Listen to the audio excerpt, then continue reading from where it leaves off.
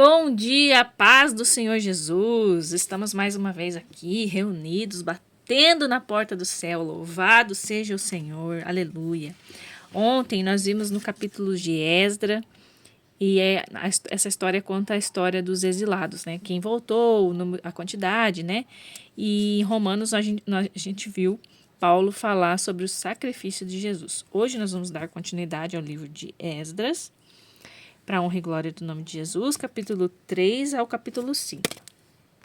Adorado Senhor, nos colocamos na Tua presença, batemos na Tua porta, Senhor, e a Tua palavra diz que ela se abrirá. Em nome do Senhor Jesus, abre a porta do entendimento, da sabedoria, Senhor, que nós consigamos, Pai, colocar em prática tudo aquilo que a Sua palavra revela a nós, em nome do Senhor Jesus. Pedimos a presença e o ensino do Espírito Santo, nos guardando, nos guiando, nos conduzindo, Senhor, através desse tempo, Pai, em nome de Jesus. Amém. O início da construção, lançando os alicerces do templo. No 7º mês, quando os israelitas se estabeleceram em suas cidades, todo o povo se reuniu em Jerusalém. Jeshua, filho de Josadaque, com seus parentes sacerdotes, e Zorobabel, filho de Sealtiel, com seus parentes, começaram o trabalho de construção do altar do Senhor de Israel para oferecer as ofertas queimadas, conforme a revelação de Moisés, o homem de Deus. Apesar de estarem com medo do que os vizinhos não israelitas pudessem fazer, começaram mesmo assim a erguer o altar e os alicerces para apresentar as ofertas queimadas de manhã e à tarde. Também celebraram as festas das cabanas, conforme prescrito, e apresentar as ofertas queimadas determinadas para cada dia. Também apresentar as ofertas dos sábados, da lua nova e das festas sagradas, bem como as ofertas voluntárias ao Senhor. Começaram a oferecer as ofertas queimadas ao Senhor no 1º dia do 7º mês, apesar de não terem sido lançados ainda os alicerces do templo do Senhor. Eles construíram com dinheiro para a Eles contribuíram com dinheiro para a contratação de pedreiros e carpinteiros. Também deram comida, bebida e azeite ao povo de Sidom e de Tiro, como pagamento pelo cedro que trouxeram pelo mar do Líbano até Jope, uma carga autorizada por Ciro, rei da Pérsia. No 2º mês do 2º ano da chegada deles ao local do templo do Senhor em Jerusalém, Zorobabel, filho de Sealtiel, e Jeshua, filho de Josadaque, com seus parentes sacerdotes levitas, e todos os que voltaram do exílio para Jerusalém deram início ao trabalho. Nomearam os levitas de 20 anos de idade ou mais para supervisionar a reconstrução do templo do Senhor.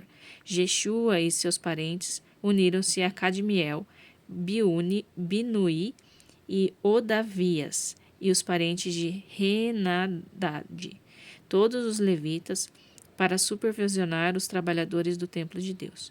Quando os trabalhadores lançaram os alicerces do Senhor, os sacerdotes, com suas vestimentas, ficaram em pé com as trombetas, e os levitas, descendentes de Asaf, com símbolos para louvar o Senhor, conforme a tradição do rei de Israel, Davi. Eles cantaram responsivamente ao Senhor com louvores e ações de graças. Sim, Deus é bom. Ah, sim, Ele nunca deixará de amar Israel. Todo o povo pulou de alegria, louvando ao Senhor. Depois os alicerces do templo do Senhor foram lançados. Enquanto a multidão cantava alegremente, muitos dos sacerdotes, levitas e chefes das famílias que tinham visto o primeiro templo choravam incontrolavelmente ao ver os alicerces do novo templo. Era impossível distinguir o som de alegria do choro. O barulho poderia ser ouvido de longe. A construção é interrompida. Os antigos inimigos de Judá e de Benjamim souberam que os exilados estavam reconstruindo o templo do Senhor, o Deus de Israel. Eles vieram conversar com Zorobabel e o chefe das famílias. Queremos ajudá-los, porque também adoramos ao Deus de vocês. Temos oferecido sacrifício a ele desde Esar-Adom, rei da Síria. Nos trouxe para cá. Mas Zorobabel, Jeshua e o restante dos chefes das famílias de Israel responderam: de maneira alguma, a construção do nosso templo de Deus não significa a mesma coisa para vocês. Só nós construiremos o templo para o Senhor, o Deus de Israel. Faremos nós e receberemos de Ciro, rei da Pérsia, a incumbência de reconstruí-lo. Depois disso, aqueles homens começaram a fazer tudo para desanimar o povo de Judá e para amedrontar os trabalhadores. Eles chegaram a contratar gente de fora para atrapalhar. A perturbação durou 15 anos, durante todo o reinado de Ciro até o reinado de Dário, rei da Pérsia. Na verdade, no início do reinado de Xerxes, eles fizeram uma denúncia contra os moradores de Judá e de Jerusalém. Mais uma vez, o reinado de Artaxerxes, Bislão, Miltrade, Tabeel e seus companheiros escreveram ao rei da Pérsia sobre os problemas de Jerusalém. A carta foi escrita em aramaico e foi traduzida. O texto a seguir está em aramaico. Reum, oficial no comando, e Sinzai, o secretário, escreveram uma carta contra Jerusalém a Artaxerxes, o rei, como segue: do comandante Reum e do secretário Sinzai e dos seus companheiros, os juízes e oficiais, sobre o povo de Trípoli da Pérsia, de Ereque e da Babilônia, e dos elamitas de Susã e demais nações que o poderoso e famoso Assurbanipal deturpou e estabeleceu na cidade de Samaria e outros lugares a oeste do Eufrates. Esta é a cópia da carta que enviaram ao rei Artaxerxes e seus servos da terra a oeste do Eufrates. Queremos informar o rei que os judeus que partiram daí chegaram a Jerusalém e começaram a reconstruir essa cidade rebelde e má. Estão empenhados em terminar os muros e em reconstruir os alicerces. O rei precisa saber que quando essa cidade estiver reconstruída e os muros terminados, os moradores não pagarão mais um centavo de tributo, taxas ou impostos. O tesouro real sofrerá com a perda. Somos leais ao rei e não podemos ficar apáticos enquanto o rei é insultado. Daí o interesse em relatar a situação. Sugerimos que o senhor procure nos registros históricos dos seus antepassados e constatará que essa cidade é rebelde, um espinho para qualquer rei e governador. É um cetro de conflitos e revoltas, e isso há muito tempo. Por isso essa cidade foi destruída. Queremos que o rei saiba que se a cidade for reconstruída e seus muros restaurados, o senhor perderá o que tem nas províncias da além dos Eufrates. O rei mandou a resposta ao comandante Reum e ao secretário Sinzai e ao restante dos seus companheiros que viviam em Samaria e em outras localidades a oeste do Eufrates. A paz seja com vocês. A carta que vocês mandaram foi traduzida e lida para mim. Mandei pesquisar os registros e, de fato, foi constatado que a cidade se revoltou muitas vezes contra os reis. A rebeldia é um hábito antigo ali. Descobri que houve reis poderosos que conquistaram terras a oeste do Eufrates e impuseram taxas, tributos e impostos. Então faça o seguinte: mande esses homens interromper a obra imediatamente e não permitam que reconheçam até que eu mande. Não permitam que recomece até que eu mande. Sejam rápidos e firmes. Eles já causaram muitos danos aos reis. A carta do rei Artaxerxes foi lida para Reum, para o secretário Sinzai e seus companheiros. Eles não perderam tempo. Foram logo avisar os judeus em Jerusalém e os obrigaram a interromper a obra. Assim, a reconstrução do templo do Senhor em Jerusalém foi interrompida, e nada foi feito até o 2º ano do reinado de Dário, rei da Pérsia. Reinício da construção. Ajudem os líderes judeus. Enquanto isso, os profetas Ageu e Zacarias, filho de Ido, pregavam aos judeus em Judá e em Jerusalém com a autoridade concedida pelo Deus de Israel. Por isso, Zorobabel, filho de Sealtiel, e Jeshua, filho de Josadaque, reiniciaram a construção do templo de Deus em Jerusalém. Os profetas de Deus vieram ajudá-los. Tatenai, governador do território a oeste do Eufrates na época, Setar-Bozenai e os companheiros procuravam os israelitas e perguntavam: quem deu autorização a vocês para reconstruir o templo e restaurar os muros? Então informamos a eles os nomes dos encarregados da construção. Mas Deus estava atento aos líderes dos judeus. Por isso, a obra não foi interrompida até Dário ser informado e enviar a resposta oficial.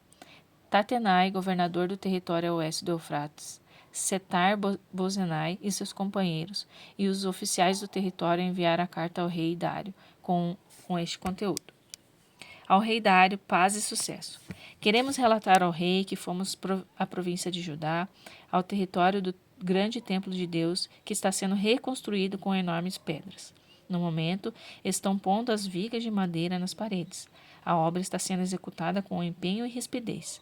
Perguntamos aos líderes: quem deu autorização a vocês para reconstruir o templo e restaurar os muros?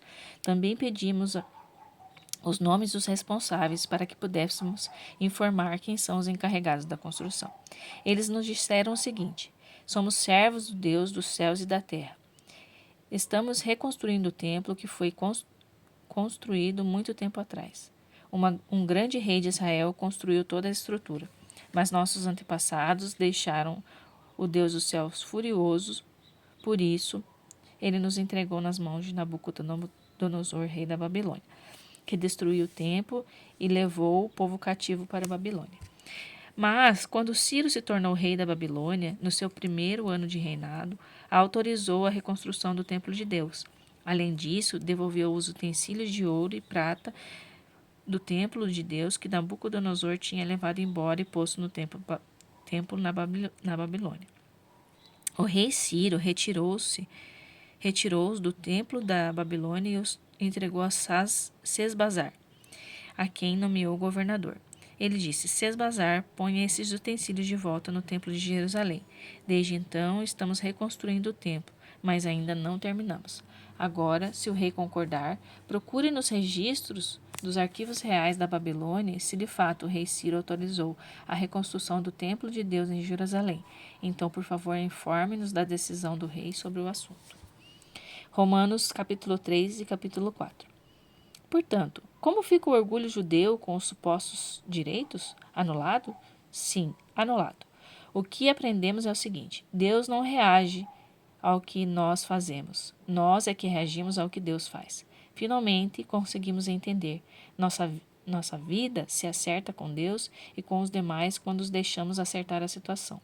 Não quando tentamos fazer tudo sozinhos, com orgulho e ansiedade. E como fica a orgulhosa alegação judaica de termos de monopólio de Deus?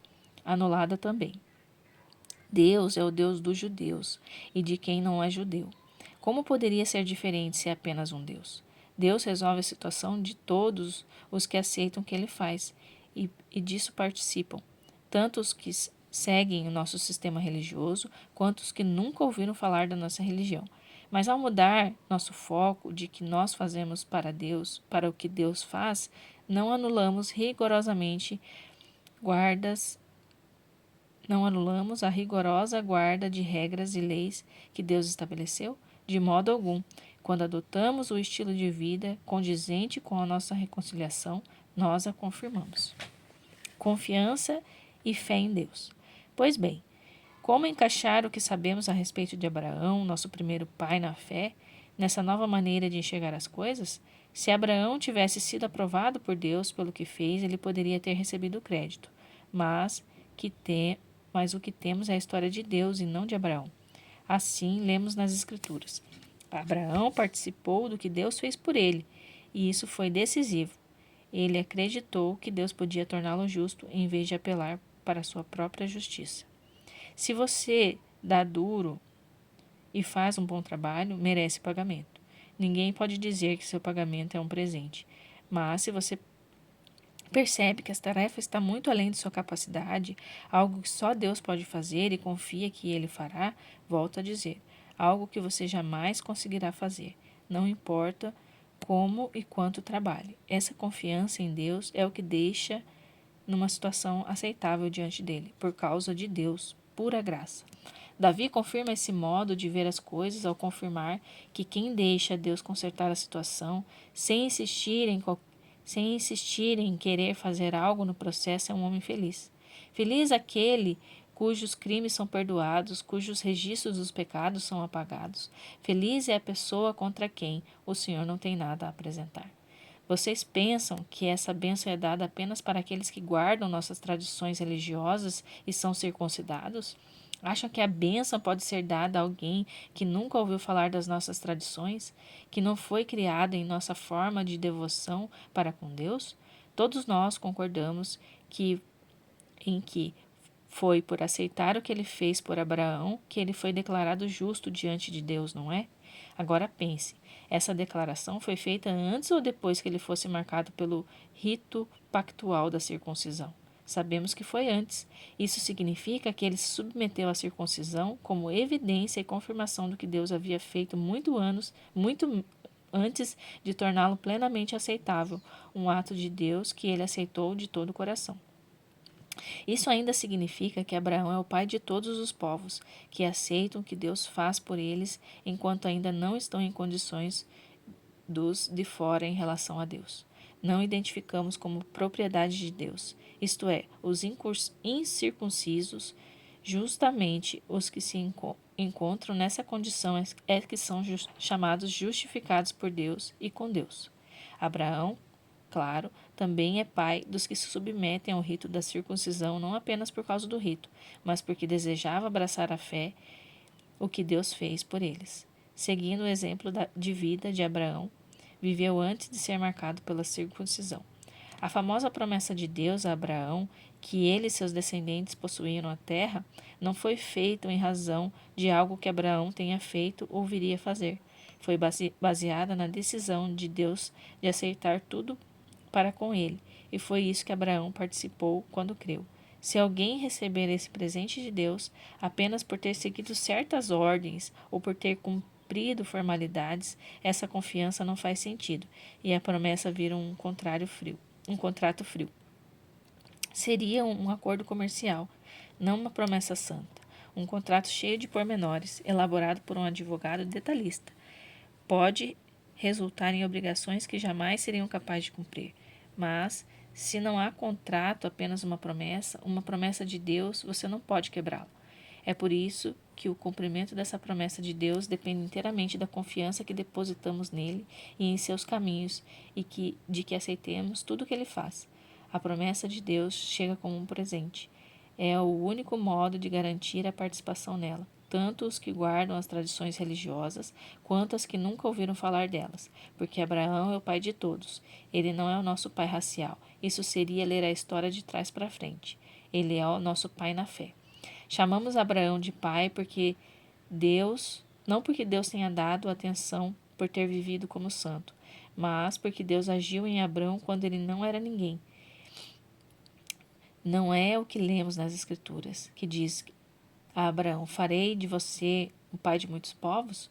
Abraão foi o primeiro chamado de pai e depois se tornou pai porque ousou acreditar que Deus faria o que somente Deus poderia fazer: levantar os mortos para a vida e com uma palavra trazer algo à existência, a partir do nada. Não havia esperança, mas Abraão creu, decidido a viver não com base no que sabia, que era incapaz de fazer, mas no que Deus disse que ele faria. Assim, foi feito pai de multidão de povos. E o próprio Deus declarou: você terá uma grande família, Abraão. Salmo 93. Ó eterno Rei, vestiu-se de majestade. O Eterno está vestido e age com poder. E sim, o mundo está firme, inabalável. Teu trono foi estabelecido para sempre. Tu existes para sempre. As tempestades marinhas estão acordadas, ó Senhor. Tempestades selvagens que rugem, tempestades com ondas trovejantes. Mais fortes que as selvagens tempestades, mais poderoso que suas ondas. É o poderoso Deus que governa os céus e a terra. O que dizes acontece, e sempre foi assim. Beleza e santidade marcam seu governo real. Ó Senhor, até os fins dos tempos. Louvado seja o Senhor. Pai, eu quero te agradecer por essa palavra, que o Senhor abençoe grandemente a pessoa que ouviu essa mensagem, em nome do Senhor Jesus. Amém.